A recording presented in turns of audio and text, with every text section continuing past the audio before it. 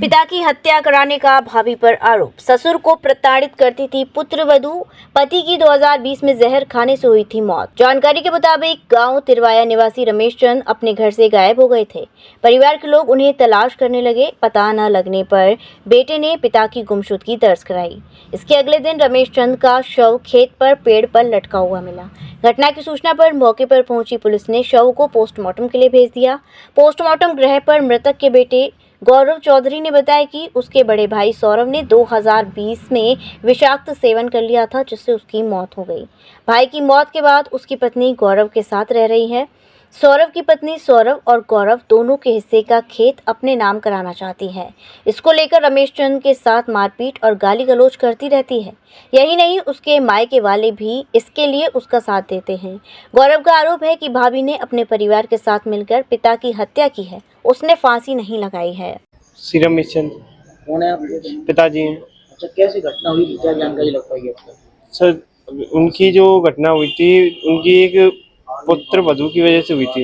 जो उनका 2020 में जो उनका पुत्र खत्म हो गया था, उसकी वजह से हुई थी। वो परेशान कर रही है उन्हें, अच्छा, उस वजह से घटना घटित हुई है ये वाली। तो आपका भाई खत्म हो गया था? जी, दो जी, हाँ जी, तो भाई परेशान कर दी? जी खेत नाम, 2 हिस्से खेत नाम करवाना चाहती थी। वो दबाव देती थी खेत नाम कराने का।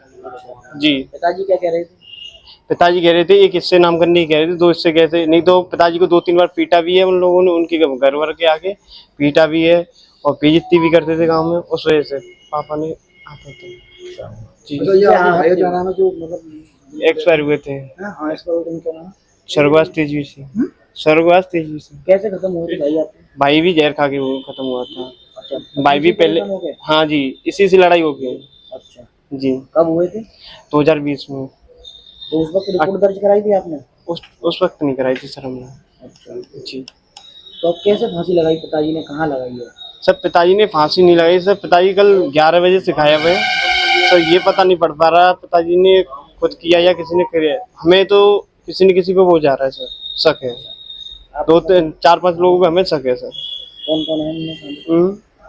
वो ये उसके भाई वगैरह, उसी पे शक जा रहा है। तो भाभी के परिवार वाले हैं? जी, कहाँ पर मिला है उनका सब? जो सर हमारे खेत से थोड़ा हटके के मिला है सर, चताऊ जी के खेत पे। जी, कब से गायब थे ये? पिताजी कल 11 बजे से गए थे सुबह की। पुलिस की दर्ज कराई थी? हाँ जी, कराई थी शाम को। कल शाम को 6 बजे कराई थी। भाभी कहाँ रहती है अब आपकी? अब भाभी 2 दिन से गायब है। 2 दिन से भाभी अपने गांव चली गई है। पहले यहीं पे रहती थी, मेरे घर पे रहती थी। अब 2 दिन से गायब है भाभी। भाभी नहीं, वो मेरे लिए बैठ चुकी थी, वो मेरी वाइफ थी। 2 दिन से उसने मेरे 376 का मुकदमा भी लिखवा दिया है। आपके खिलाफ? जी, हाँ जी। आपसे शादी कर ली थी भाई की मौत के बाद? नहीं, भाई के बाद भी फिर 3 साल बाद फिर मेरे साथ बैठ गई थी वो।